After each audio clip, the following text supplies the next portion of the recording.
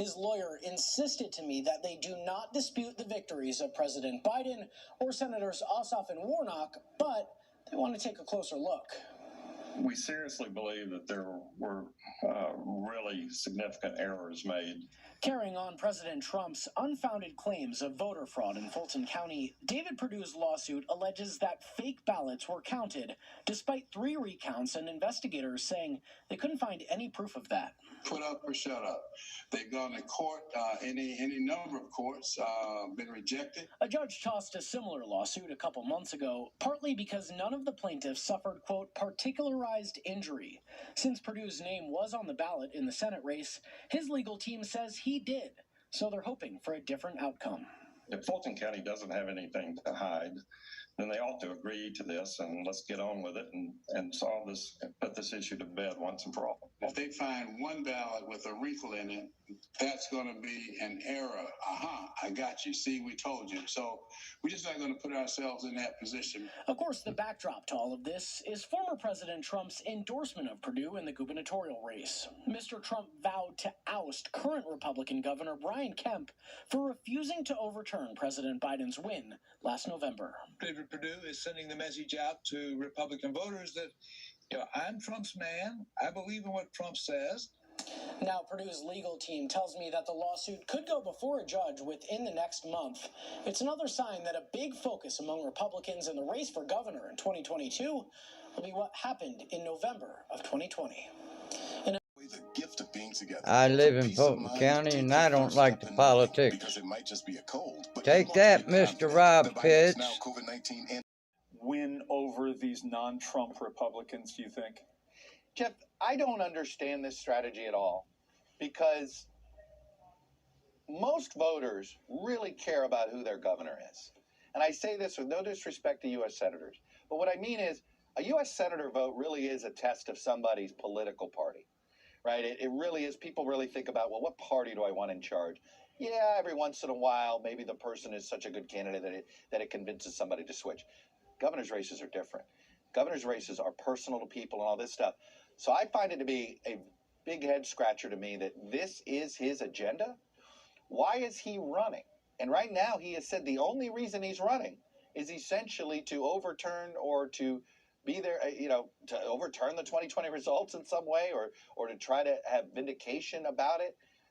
I just don't know how that resonates with voters. And I certainly don't see how this makes him more electable in a general election. So if you're going down this path, you talk to any Republican and they'll say, look, we'd love to see Democrats waste their time on the Trump message. However, if we bring Trump into the equation, it's on us. So you're Stacey Abrams, you're sitting in Atlanta this week. Does her strategy change? Does she stick to the attacks on Brian Kemp, the allegations of voter suppression? Does she mention David Perdue? I mean, where does she go from here, do you think? If I'm her, I'd ignore the primary and don't, look, I always think you better be careful. Don't try to pick your opponent because you may get what you wish for and then you may regret it. The smarter strategy for her is to begin her general election campaign now.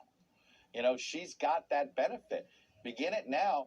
And I'll say this, I'm not sure that going down the voting rights road is the right general election message for her. It's not a bad primary message, not a bad thing to raise money and get volunteers.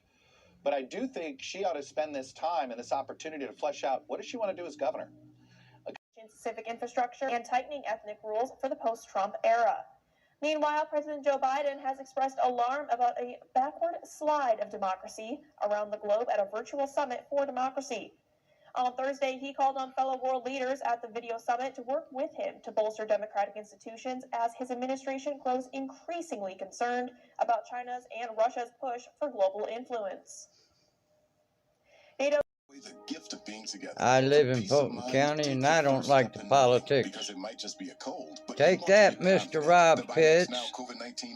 Biden was set to speak at Friday's invitation-only cathedral ceremony, along with the late Kansas senator's family and close friends. The former longtime Republican lawmaker will then be celebrated at the World War II Memorial on the National Mall for a public celebration of life, featuring General Mark Milley, chairman of the Joint Chiefs of Staff, actor Tom Hanks, and the U.S. Army Band. Dole's wife, former North Carolina Senator Elizabeth Dole, will also then lay a wreath in his honor. Joel's body will later travel to Kansas, where weekend events include a public viewing at St. Mary Queen of Angels Catholic Church in his hometown of Russell. He will later be interred at Arlington National Cemetery. His perspective in young men and young women. And by the way, as we exit here very quickly, one of my all-time favorite sound bites in American politics, Tom Brokaw, 1988, with George Herbert Walker Bush after South Carolina. And Mr. Bush is wishing Senator Dole well in the campaign that they're going up against each other. And then they asked Senator Dole, what he had to say, and he said, "Stop lying about my record." One of the all-time, one of the all-time great sound bites. It is of that era. It is. Where's he at? He also disabled one of their armored vehicles. Then a fire started in the house where rounds of ammunition exploded. When officials were finally able to put out the fire, they found Jesse's remains. Fire tears through an apartment, leaving one local family without a home. Is live tonight with the latest. John, what's it looking like there, and what have you learned? Savannah, we received some updated information from Atlanta Police just a few minutes ago, and what they're telling us is this. At about 4 o'clock this afternoon, they got a call from a woman who said a child had been shot inside this apartment where you see the light on out front. We're at the Hidden Village Apartments on Landham Drive Southwest. When police got here, they found that a child, a 1-year-old girl, had been shot. The mother, according to police, was upstairs, and her 2 children, a boy and a girl, were downstairs. Somehow, one or both of the children got a hold of a gun, and it discharged.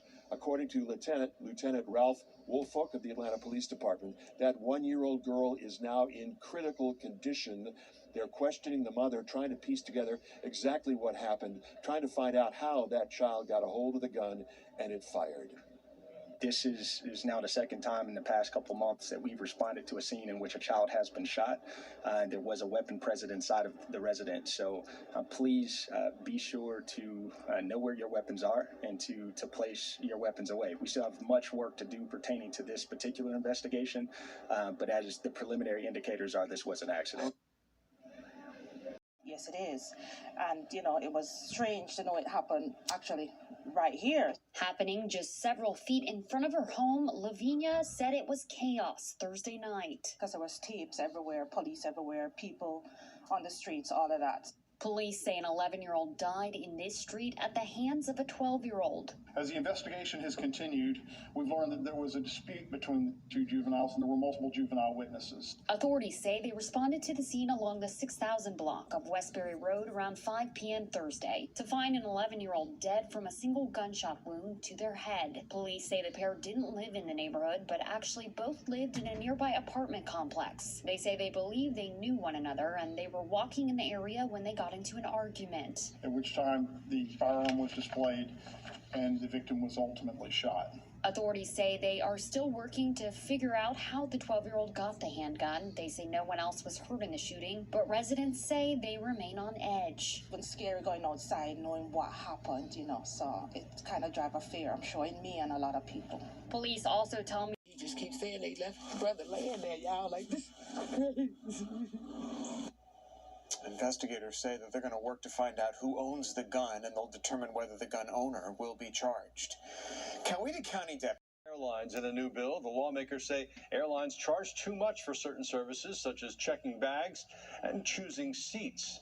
In 2019, U.S. domestic airlines charged almost $6 billion in baggage fees and almost $3 billion in ticket reservation fees alone. Inflation has hit a 30. To attract workers, wages may see a boost. An economic think tank predicting base pay may go up by an average of nearly 4%, following a national survey of employers. It's the largest projected one-year hike since 2008. Prices at the pump ticking lower and likely to drop below $3 in 2022. A glimmer of hope by sea. A persistent supply chain mess has been contributing to historic levels of inflation. Hustle, scramble. We're New Yorkers. We've been scrambling and hustling for 2 years now. Now, shipping prices are falling, and epic port congestion is easing. America's biggest bank, JP Morgan Chase, predicts full global recovery for 2022. forecasting growth in the stock market and consumers and businesses cracking open their wallets. In Washington, I'm Blair Miller. The threats, but claimed it was only a joke. Detectives were still determining a motive for the threat, but learned that the suspect was in jeopardy of failing classes at Embry-Riddle Aeronautical University.